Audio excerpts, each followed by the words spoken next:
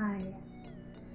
Tonight I want to talk to you all a little bit about sacrifices, offerings, altars, what we do when we feed our spirits, when we feed our altars, how we take care of our deities. What does it mean? Does it matter? How do you do it? I think a lot of witches have altars. We keep altars, could be for anything. You may have a deity that you work with, so you put up an altar, say to Athena or Persephone or whomever it might be that you work with. The altar behind me is one that I have set up for this month in particular to honor all those who have passed. So it's more than an individual ancestral altar, it's an altar for the dead. So I do feed it. And you might wonder why or with what do I feed it? And really, it's a good question because you know what? The dead don't care. They're dead, right? You put food out on your altar, they can't eat it. What does it matter? Why do you do it? Why do you put out honey for Oshun or milk for Lakshmi or whatever you may do? And do we do it because we want something in return? I struggle with that myself still sometimes. Sometimes we act out of fear. Sometimes we act with this nervousness, like you have to have this new job, or you need to have money coming in, or you want love in your life. So you set up an altar. You start to work with a specific deity of your choosing. And then you start to feed that deity. So admit it. How many times have you put something out, say, I'm going to make this offering, and I'm going to give this to you, and you're going to like it so much, you're going to give me what I want, right? So here, I'm going to give you this shot of rum. Now you hook me up with that job interview so I can get that job, whatever it might be. I wish it works like that.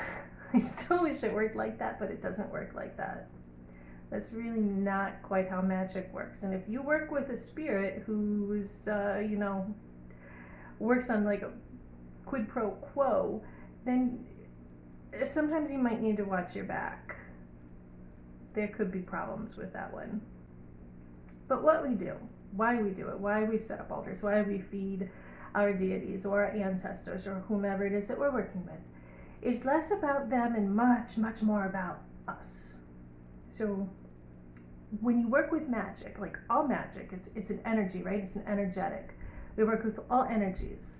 I don't judge the energies I work with. I don't say this is good, this is bad, this is right, this is wrong. It's energy. So you need to understand it and you need to know how to work it. Setting up an altar helps you start that focus. It helps you start that process of alignment with an energy that you want to work with. Feeding that altar helps you further that alignment with the energy that you want to work with. So it's about you. You are connecting with a deity. Maybe you're connecting with a thought form. Maybe you're connecting with the archetype.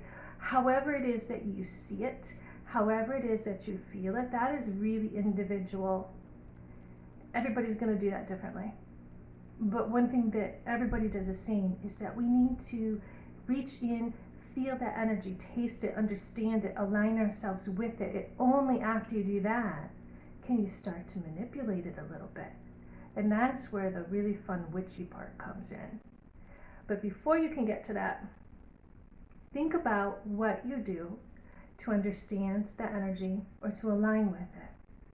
For instance, you want wealth. So you want to bring in wealth and abundance, right? We all want more money. We can all use more money, right?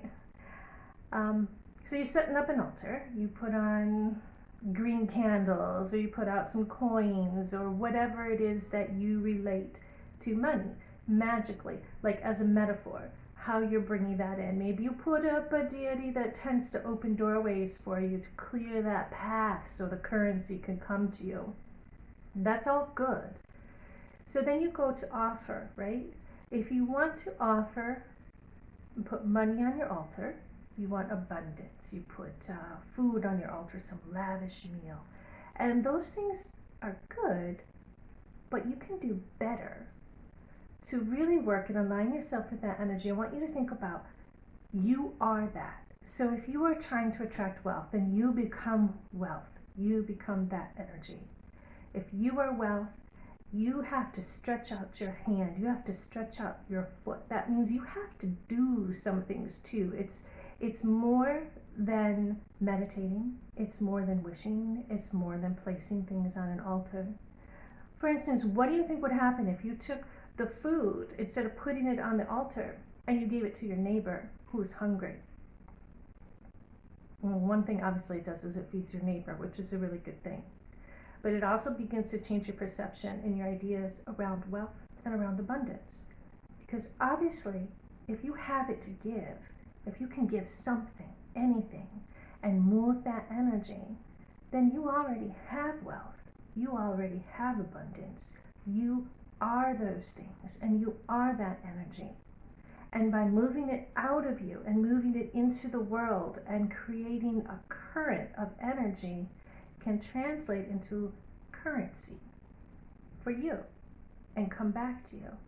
So think about that when you're setting up altars, when you're doing your work, when you start to make offerings, or if you make a sacrifice of some sort.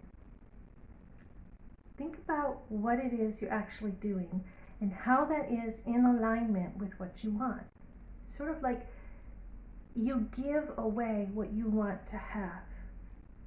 You give these things as a sacrifice, and in return, you're hoping to get something else. So there's your quid pro quo, but you're putting it out in a very real way into the world, into other people's hands. And in doing so, you change your own personal energy and your own alignment that will then begin to attract those things that you want. So set up your altars, feed your deities, feed yourself, feed your neighbor. Bring it out of the closet, out of your room, or out of your mantle, and put it into the world and start to see what happens. Start to see how then you can begin to really play with it. And that's when you create magic.